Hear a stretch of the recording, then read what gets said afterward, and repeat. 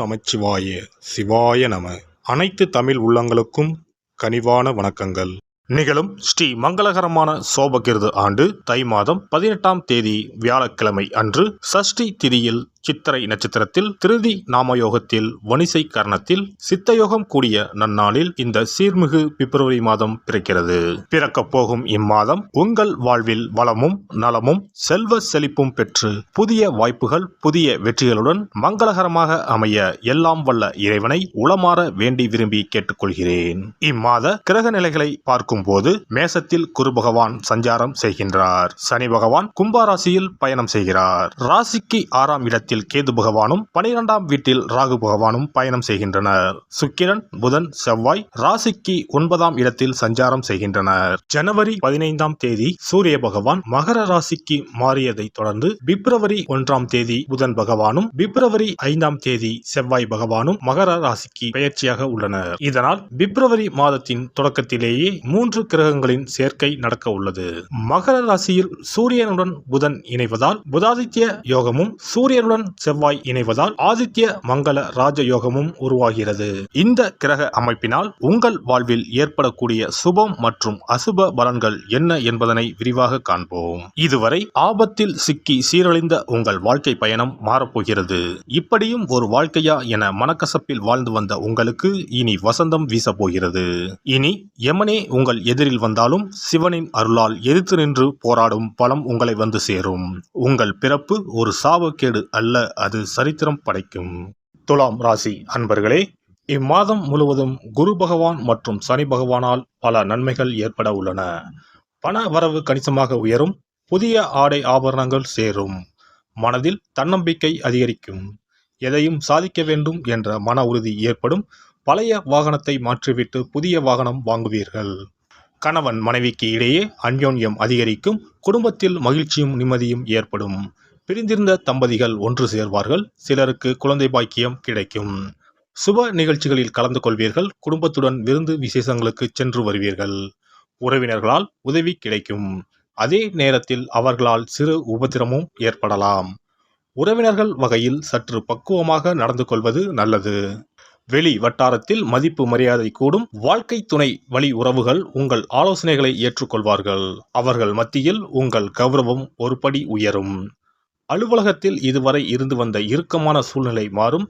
உங்கள் பணிகளில் சக ஊழியர்களின் ஒத்துழைப்பு கிடைக்கும். சிலருக்கு எதிர்பார்த்த பதவி உயர்வு ஊதிய உயர்வு போன்ற சலுகைகள் கிடைக்கும். நிர்வாகத்தினரிடம் எதிர்பார்த்த கோரிக்கைகள் நிறைவேறும். தொழில் மற்றும் வியாபாரத்தில் லாபம் சுமாராகத்தான் கிடைக்கும். மாத முற்பகுதியில் வீண் விரயம் ஏற்பட சாத்தியம் உள்ளது. புதிய முயற்சிகளை தவிர்ப்பதுடன் வியாபாரத்தை விரிவுபடுத்தும் முயற்சிகளையும் தவிர்க்கவும்.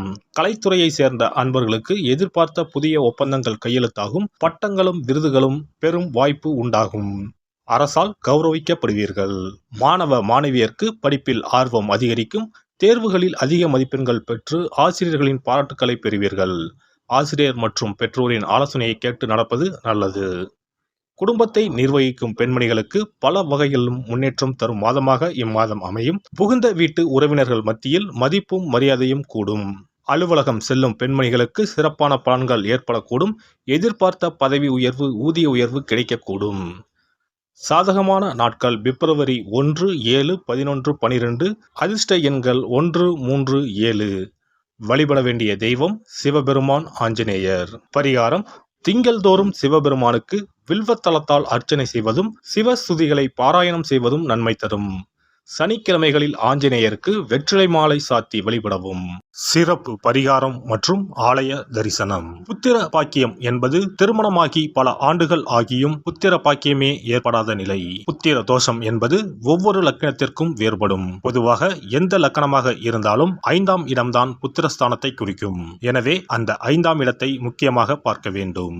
சேர்த்து வைத்த புண்ணியம்தான் குழந்தையாக பிறக்கும் என்று பழமொழி உண்டு. அந்த வகையில் 5ஆம் இடம் பூர்வ புண்ணிய ஸ்தானமாகவும் திகழ்கிறது. தாய்மாமன் தாய்வழி உறவுகள் ஆகியவற்றை குறிப்பதும் 5ஆம் இடம்தான். 5ஆம் இடத்தில் பாவக்கிரகங்கள் அதாவது ராகு, செவ்வாய், சனி அல்லது சூரியன் அமர்ந்தால் ஒரு சிலருக்கு குழந்தை பாக்கியம் இல்லாமல் போகும் அல்லது தாமதமாக கிடைக்கும். ஒருவேளை 5ஆம் இடத்தில் உள்ள பாவக்கிரகங்களை சுப கிரகங்கள் பார்த்தால் குழந்தை பாக்கியம் கிடைக்கும் என்பது நம்பிக்கை. இனி புத்திர பாக்கியம் பெறுவதற்கான ஆலய வழிபாடுகளை பார்ப்போம். செவ்வாய் பகவானின் அம்சமாக கருதப்படும் முருகப்பெருமான் வழிபாட்டை தவறாமல் செய்பவர்களுக்கு நிச்சயமாக புத்திர பாக்கியம் கிடைக்கும். குரு பகவான் வீற்றிருக்கும் தலங்கள் அனைத்தும் சிறப்பு வாய்ந்தவைதான். ஆலங்குடி குருஸ்தலம், திட்டை குருஸ்தலம் சிறப்பான பலன்களை கொடுக்கும் ஆலயங்களாகும். அது மட்டுமல்லாமல் சிதம்பரம் அருகே இருக்கக்கூடிய ஓமாம்புலியூர் துயர்தீர்த்தநாதர் ஆலயமும் குரு பகவானின் ஸ்தலமாகும். இந்த ஆலயங்களுக்கு சென்று தரிசித்து வருவதன் மூலம் புத்திர பாக்கியம் நிச்சயமாக கிடைக்கும் என்பதை உறுதியாகவே சொல்லிக் கொள்கிறேன். மேலும் வைத்தீஸ்வரன் கோவில் அனைத்து விதமான நோய்களையும் தீர்க்கும் ஆலயம்.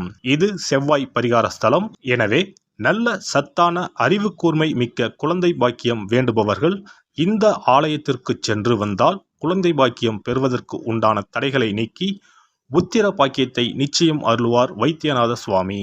மேலும் கருவின் உருவாக இருக்கும் கருமாரியம்மன் ஆலயங்கள் அனைத்தும் புத்திர பாக்கியம் நல்கும் ஆலயங்களே.